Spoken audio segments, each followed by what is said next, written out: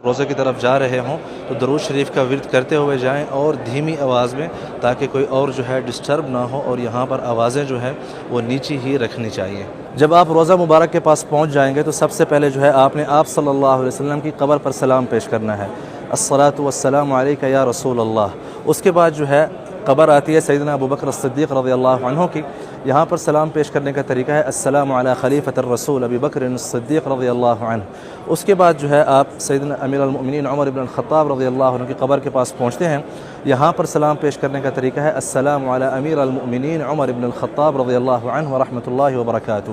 یہاں پر صرف آپ یہ سلام پیش کر کے دھیمی آواز میں جو ہے پھر آپ کو آگے روانہ ہوتا ہے، تاکہ آپ کے پیچھے جو اور زائرین ہیں، دفعہ مسجد نبوی کی قالین کی صفائی ہوتی ہے، آئیے آپ کو بتاتے ہیں۔ نمازیوں کی راحت کے لیے مسجد نبوی کے اندر تقریباً 25,000 قالینیں جو ہے وہ بچھائی جاتی ہیں عام دنوں کے اندر، اور تقریباً ڈیلی جو ہے 3 دفعہ ہر شفٹ کے اندر ان سجاجید کی جو ہے صفائی کی جاتی ہے، اور پھر کچھ عرصے کے بعد جب یہ تھوڑی زیادہ استعمال ہو جاتی ہیں تو ان کو لانڈری بھیجا جاتا ہے، جہاں پر ان کی مکمل جو ہے دھلائی ہوتی ہے۔ مسجد نبوی کے اندر ہر جو قالین موجود ہے اس کی ہسٹری جو ہے ان کے پاس محفوظ ہوتی ہے۔ مثال کے طور پر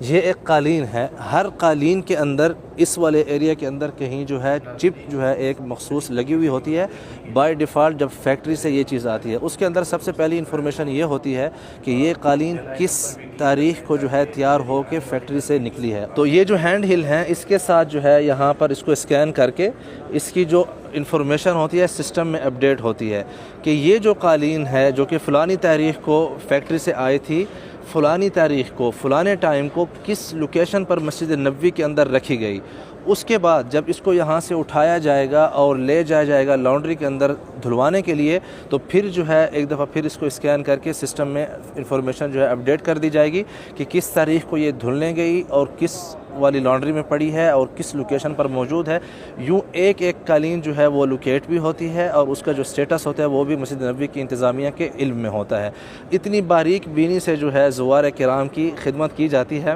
اور ہر صفائی کے بعد اس طرح ہر قالین کو سینیٹائز اور اس کو معطر کیا جاتا ہے خصوصی مواد کے ساتھ۔ اور 430 سے زیادہ مشینیں ہیں جو صرف اور صرف مسجد نبوی کی کارپیٹ کی صفائی کے لیے استعمال ہوتی ہیں۔ تلاوت کے لیے جو قرآن کریم کے نسخے ہیں آپ کو اس طرح ہر پلر کے پاس ملیں گے، لیکن جو تراجم اور تفاسیر ہیں عمومی طور پر آپ کو جو اس قسم کی یہاں پر ریکس بنائے گئے ہیں ان کے اندر ہی ملیں گے، اور بعض اوقات جو ہے کچھ جگہوں پر جو ہے کچھ پلرز کے درمیان بھی آپ ان کے نسخے دیکھ سکتے ہیں۔ عمومی طور پر آپ کو یہ سارے نسخ یہاں پر ملیں گے، جس میں اردو زبان میں بھی ہے، انگلش میں بھی ہے، ہندی میں بھی ہے، سندھی میں بھی ہے، اس طرح ڈیفرنٹ جو 50 زبانوں سے زیادہ ہیں دنیا کی، اس کے اندر تفاسیر یہاں پر موجود ہیں۔ ہیئت شؤون الحرمین کی طرف سے مسجد نبوی میں زوار کرام کو قرآن کریم کی تلاوت کرنے کے لیے اور اس کی سہولت کے لیے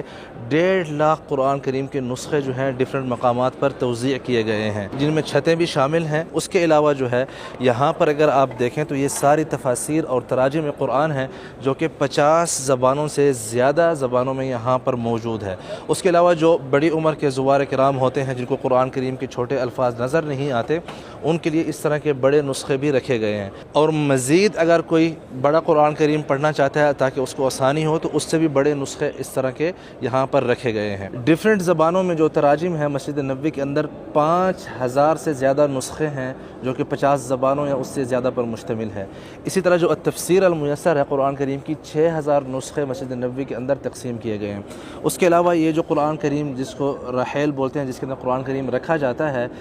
6500 سے زیادہ اس قسم کے مسجد نبوی کے اندر موجود ہیں۔ 250 سے زیادہ افراد مأمور ہیں